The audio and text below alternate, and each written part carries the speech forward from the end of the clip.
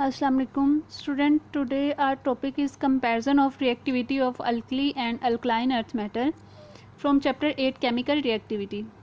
तो देखिए बेटा हमारे पास जो है वो इसका अल्कली मेटल्स की हम बात कर रहे हैं। तो हमारे पास अल्कली मेटल्स कौन सी हैं? ग्रुप 1 की मेटल्स जो हैं जैसे lithium, sodium, potassium, rubidium, caesium, ये सब कहाँ पे आती हैं? अल्कली मेटल हैं। उसके बाद हमारे पास जो है वो ग्रुप 2 की मेटल्स जो हैं जिनको हम अल्कलाइन अर्थ मेटल कहते हैं। हमारे पास जो है बेरिलियम, मैग्नीशियम, कैल्शियम, बेरियम, ये सारी कहाँ पे आ रही है? हमारे पास अल्कलाइन में आ रही है। अब देखिए बेटा इनकी प्रॉपर्टीज़ का कंपैरिजन किया हुआ है। तो आपको पता है हमारे पास प्रॉपर्टीज़ जो होती हैं वो दो तरह की होती हैं।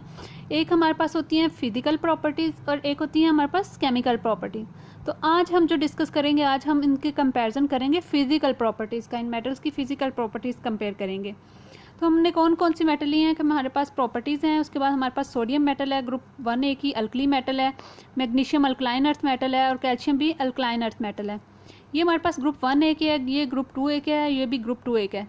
फ़र्क सिर्फ इतना है कि मैग्नीशियम पहले आ रहा है और कैल्शियम बाद में आ रहा है। ठीक है, अब देखें बेटा हमारे पास जो है अपीयरेंस की अगर हम बात करें तो हमारे पास इनकी अपीयरेंस कैसी होती है? सोडियम जो है हमारे पास सिल्वरी वाइट होती है, लस्ट्रस होती है, मेटालिक लस्टर शो करती है। इसके अलावा ये कंपैरेटिवली बाकी मेटल्स के सॉफ्ट मेटल है। Even it is soft enough to cut with knife, ये इसको हम एक नाइफ के ज़रिए कट कर सकते हैं, इतनी ये सॉफ्ट मेटल होती है। इसके बाद हमारे पास मैग्नीशियम जो है वो भी हमारे पास सिल्वरी वाइट है, लेकिन वो इसकी निस्बत क्या है? हार्ड होती है। इसके बाद हमारे पास कैल्शियम है, तो कैल्शियम हमारे पास सिल्वरी ग्रे होती है, ग्रे कलर होती है, लेकिन ये भी क्या होती है? हार्ड होती हैं। नेक्स्ट हमारे पास आ जाते हैं एटॉमिक साइज़। अगर हम इन तीनों मेटल के एटॉमिक साइज़ को कंपेयर करें तो मैंने आपको बताया था कि left to right size increase होते हैं। ठीक है, तो अगर हम देखें तो ये हमारे पास जो है इसकी निस्बत हमारे पास मैग्नीशियम के साइज़ क्या आ रहा है? कम आ रहा है, क्योंकि ये ग्रुप 2 से बिलोंग करती है।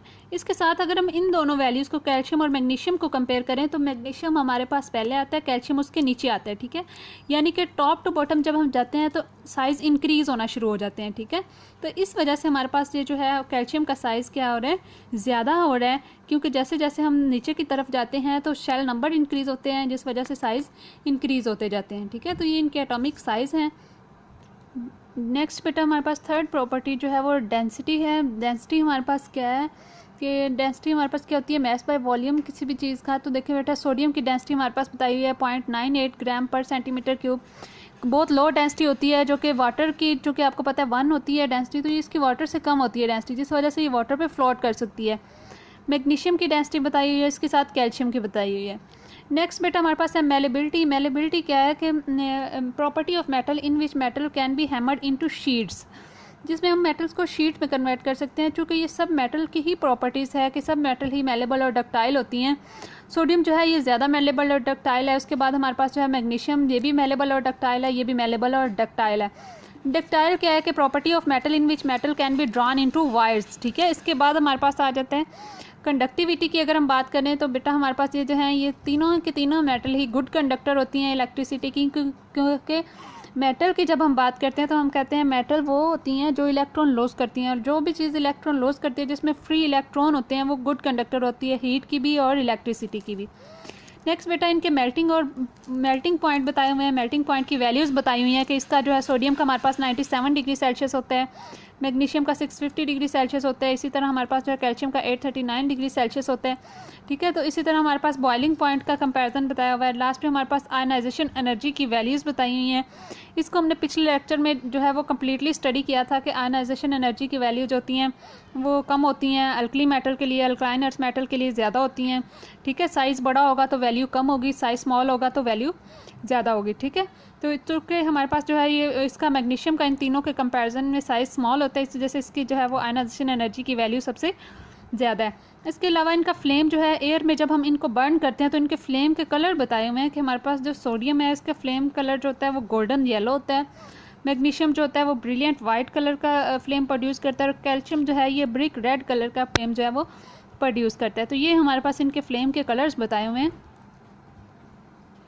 इसी तरह हमारे पास जो है अल्कली मेटल्स की अगर हम बात करें तो अल्कली मेटल क्या है? हमारे पास ग्रुप 1 की जो मेटल हैं उनको बेटा हम अल्कली मेटल कहते हैं। इनकी कन्फिग्रेशन क्या होती है? NS1, यानी इनके वैलेंस शेल में एक इलेक्ट्रॉन होता है, वैलेंस शेल में एक इलेक्ट्रॉन होने की वजह से इनकी NS1 कन्फिग्रेशन होती है और इनको ग्रुप 1A के मेटल्स भी कहा जाता है। इसके अलावा ये जो है इलेक्ट्रॉन जो है ये इजीली लूज करती हैं। इसके अलावा केटाइन बनाती हैं। चूँकि एक इलेक्ट्रॉन होता है इनके वैलेंस शेल में भी, ये एक इलेक्ट्रॉन लूज करती हैं, इसलिए इनकी ऑक्सीडेशन स्टेट भी क्या होती है, +1 होती है। +1 इनकी वैलेंसी होती है, इसलिए इनकी ऑक्सीडेशन स्टेट भी हमारे पास क्या है, +1। इसी तरह हमारे पास जब ये नॉन मेटल के साथ रिएक्ट करती हैं तो ये सॉल्ट की फॉर्मेशन करती हैं। जैसे कि हमारे पास सोडियम है, तो सोडियम जो है वो नॉन मेटल क्लोरीन के साथ रिएक्ट करके जो है वो सोडियम क्लोराइड बनाता है। सोडियम हमारे पास क्या है, एक मेटल है, NaCl की फॉर्मेशन होती है, तो ये हमारे पास क्या है, सॉल्ट है। मेटल जब नॉन मेटल के साथ रिएक्ट करती हैं तो वो सॉल्ट की फॉर्मेशन करती हैं। इसी तरह अल्कलाइन अर्थ मेटल की जो कन्फिग्रेशन है NS2 कन्फिग्रेशन है। वैलेंस शेल में 2 इलेक्ट्रॉन होते हैं, ग्रुप 2A से बिलोंग करते हैं। साइज़ इनके अल्कली मेटल की निस्बत स्मॉल होते हैं और न्यूक्लियर चार्ज ज़्यादा होते हैं। साइज़ स्मॉल है, न्यूक्लियर चार्ज ज़्यादा है, तो आयनाइजेशन एनर्जी की वैल्यू ज़्यादा है। इट्स मीन इनका मेटालिक करैक्टर कम होता है। तो हम कह सकते हैं कि अल्कलाइन मेटल भी रिएक्टिव होती हैं। ये भी मेटल की निस्बत अगर हम बात करें ओवरऑल तो ये भी रिएक्टिव हैं। लेकिन जब हम अल्कली और अल्कलाइन अर्थ मेटल की रिएक्टिविटी को कंपेयर करते हैं तो हम कहते हैं ये रिएक्टिव हैं but less than alkali metal. Alkali metal की निस्बत ये क्या होती हैं, लेस रिएक्टिव होती हैं, बट दे आर रिएक्टिव।